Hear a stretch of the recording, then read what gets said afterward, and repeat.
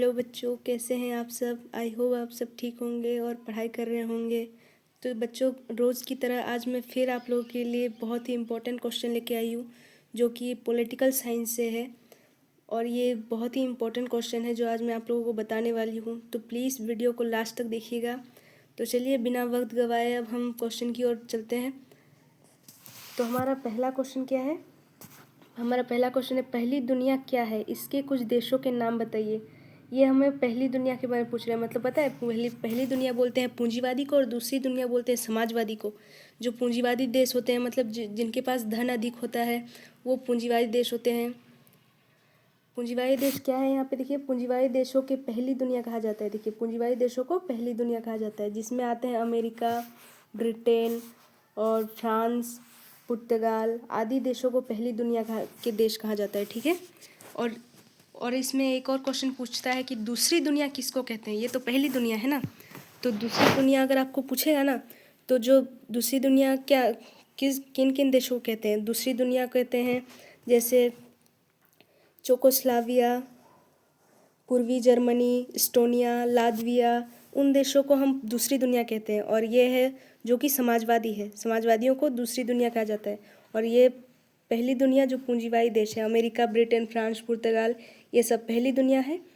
और दूसरी दुनिया याद रखिएगा, चेकोस्लोवाकिया, पूर्वी जर्मनी, एस्टोनिया, लातविया, ये सब दूसरी देश है, दूसरी दुनिया है। ठीक है।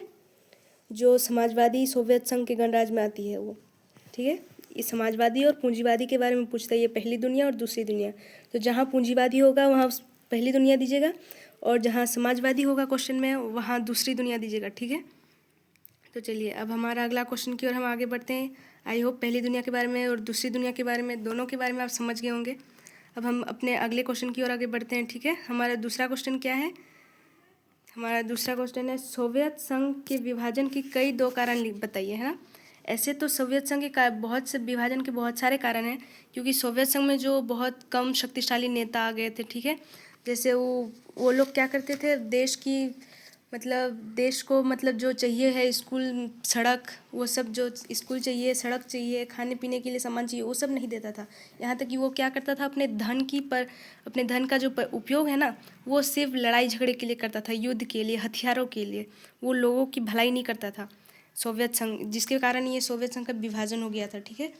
तो देखिए क्या है इसमें, शक्तिशाली ने पहला, देखिए पहला यह ऑप्शन क्या है। तो इसमें क्या है, सोवियत संघ के विभाजन या विघटन के दो प्रमुख निम्नलिखित कारण थे। ठीक है। दो कारण क्या क्या थे, चलिए देखते हैं।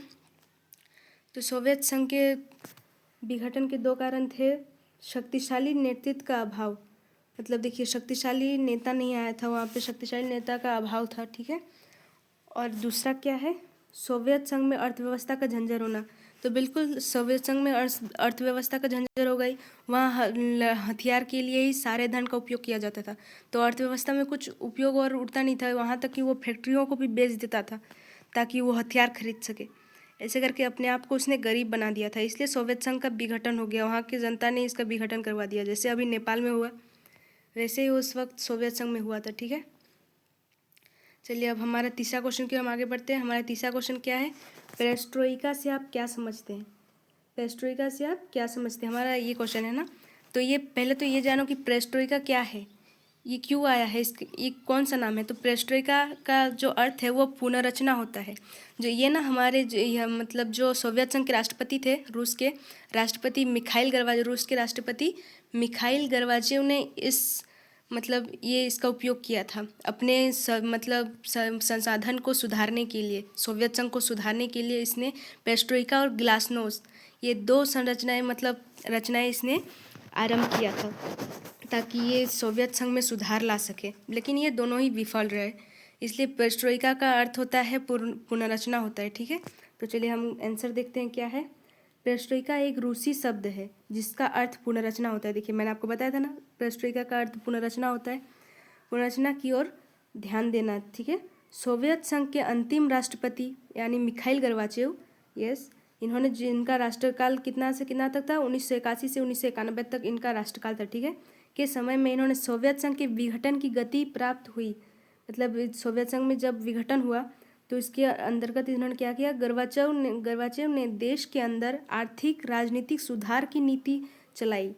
ये पेस्ट्रिका और ग्लासनोस्ट नामक नाम से इन्होंने आर्थिक और राजनीतिक सुधार की नीति चलाई थी। किसने चलाई थी? मिखाइल गोर्बाचेव ने चलाई थी। ठीक है, तो उससे क्या हुआ, देखिए, चलाई थी, जिसे पेस्ट्रिका कहा जाता है, और आर्थिक खुलेपन की नीति को ग्लासनोस्ट कहा जाता है। तो इसने पेस्ट्रिका और ग्लासनोस्ट 2 नीतियाँ चलाई थी ये मतलब अपने सुधार के लिए, आर्थिक सुधार के लिए, राजनीतिक सुधार के लिए, लेकिन ये दोनों ही विफल रहे। लेकिन इसी को हम पेस्ट्रिका कहते हैं। ठीक है, तो पेस्ट्रिका के साथ साथ ग्लासनोस्ट को भी जानना बहुत ज़रूरी है। और याद रखिएगा, इसे किसने घोषित किया था? रूस के अंतिम राष्ट्रपति मिखाइल गोर्बाचेव ने घोषित किया था। ठीक है, किसने किया था? रूस के अंतिम राष्ट्रपति मिखाइल गोर्बाचेव ने किया था। बिल्कुल, ये बहुत इंपॉर्टेंट क्वेश्चन है। ठीक है, इसको हमेशा याद रखिएगा, ये पूछता ही पूछता है। हाँ, अब चलिए हमारा अगला क्वेश्चन की ओर हम आगे बढ़ते हैं। हमारा अगला क्वेश्चन क्या है बच्चों? तो हमारा अगला क्वेश्चन है 1917 में रूस में कौन सी क्रांति हुई थी जिसका नेतृत्व किसने किया था? तो 1917 में बोल्शेविक क्रांति हुई थी और ये लेनिन के नेतृत्व में हुआ था। तो चलिए हम आंसर में देखते हैं क्या है। तो हमारा आंसर क्या है बच्चों? तो हमारा आंसर है, देखिए, 1917 में रूस में लेनिन के नेतृत्व में, मैंने बताया ना, लेनिन के नेतृत्व में बोल्शेविक क्रांति हुई थी। बोल्शेविक क्रांति हुई थी जिसके अंतर्गत, जिसके फलस्वरूप रूस एक समाजवादी सोवियत गणराज्य बन गया था। इस मतलब बोल्शेविक क्रांति के कारण सोवियत संघ ना सोवियत गणराज्य बन गया था, समाजवादी सोवियत गणराज्य बन गया था। ठीक है, रूस। तो चलिए अब हमारा अगला क्वेश्चन की ओर हम आगे बढ़ते हैं। हमारा अगला क्वेश्चन क्या है बच्चों? हमारा अगला क्वेश्चन है, सोवियत प्रणाली के 2 दोषों को बताइए। ये हमें कह रहा है कि सोवियत प्रणाली की जो 2 देश है, सोवियत संघ के जो 2 दोष हैं, किन दोषों के कारण उसका विघटन हुआ था, तो हम उसके बारे में बताने के लिए हमें बोल रहा है। ठीक है, तो हम चलिए बताते क्या है सोवियत संघ प्रणाली के 2 दोष। तो हमारा पहला दोष है सोवियत संघ का, ये एक दल यानी कम्युनिस्ट पार्टी का ही शासन था। मतलब एक ही दल का शासन चल रहा था, उसके साथ और कोई भी दल नहीं था जो उसको टक्कर दे सके। यानी जैसे वोट इलेक्शन होता है तो जैसे कांग्रेस बीजेपी 2 हमारे यहाँ दल खड़े होते हैं, लेकिन वहाँ वैसा नहीं था। वहाँ सिर्फ कम्युनिस्ट पार्टी ही थी, उन्हीं का लोकतंत्र चल रहा, उन्हीं का मतलब शासन चल रहा था। वही, उन्हीं को वोट दो, वही जीतेंगे, वही, उसके विपक्ष में और कोई खड़ा ही नहीं होता था। जिसके कारण देखिए, एक ही दल यानी कम्युनिस्ट पार्टी का ही शासन था, शासन। और लोकतंत्र और अभिव्यक्ति की आज़ादी पर अंकुश था। तो देखिए, एक ही दल मतलब चल रहा है, मतलब वहाँ कहीं ना कहीं गुलामी चल रही है। तो उसमें क्या होता है, अभिव्यक्ति की आज़ादी पर अंकुश था, यानी उनको आज़ादी बिल्कुल नहीं थी। उन्हें एक ही नेता के अंतर्गत चलना पड़ता था, वो जो कहता था वही मानना पड़ता था। जैसे ये एक राजा राज करता है ना, वैसे ही वहाँ होता था, एक राजा ही एक ही पार्टी राज करती थी और लोगों को बिल्कुल आज़ादी नहीं थी, उनकी आज़ादी पे अंकुश था। ठीक है, और चलिए देखते हैं दूसरा क्या है। दूसरा है नौकरशाही के कस्ते शिकंजे के कारण आम जीवन में कठिनाई और सम्यक विकास में अवरोध आ गया था।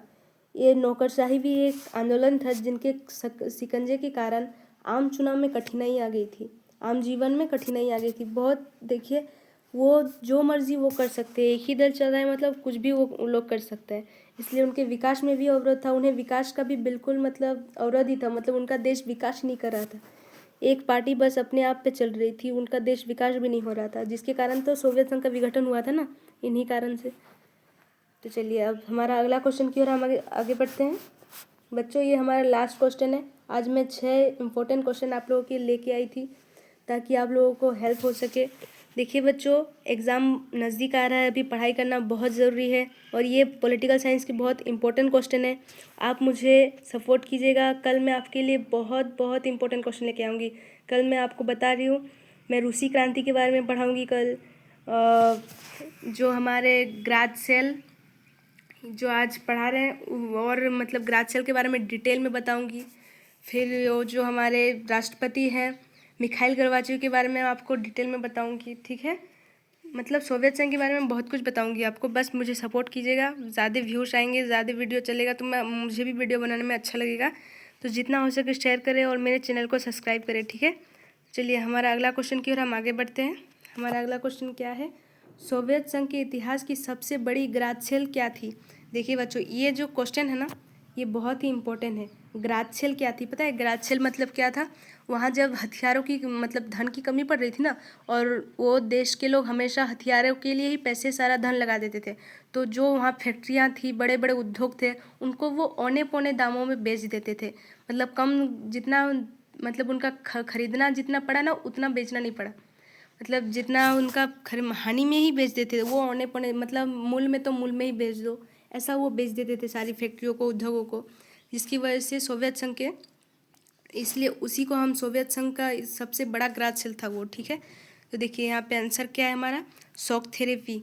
शॉक थेरेपी नीति के तहत रूस के महत्वपूर्ण उद्योग की कीमत कम से कम, रूस के उद्योगों की कीमत, उद्योगों मतलब फैक्ट्री, ठीक है, कीमत से कम करके आकी गई, उन्होंने औने पौने दामों में बेच दी।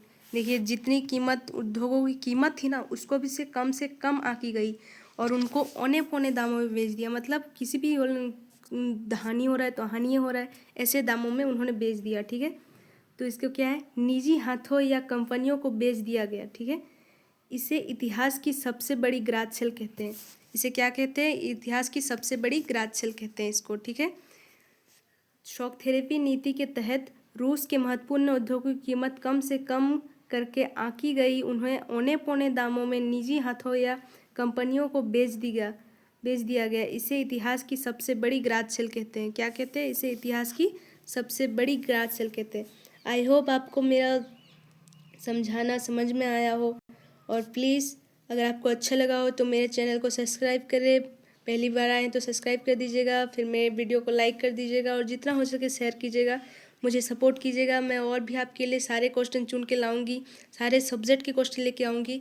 अगर आप लोग मुझे सपोर्ट करेंगे तो आपके एग्ज़ाम तक मैंने आपको पूरी तैयारी करवा दूँगी। इसलिए प्लीज़ आपसे रिक्वेस्ट है, मुझे सपोर्ट कीजिएगा, और थैंक यू मुझे अपना इतना कीमती वक्त देने के लिए। तो चलिए हम कल मिलते हैं अगले वीडियो में। Bye bye.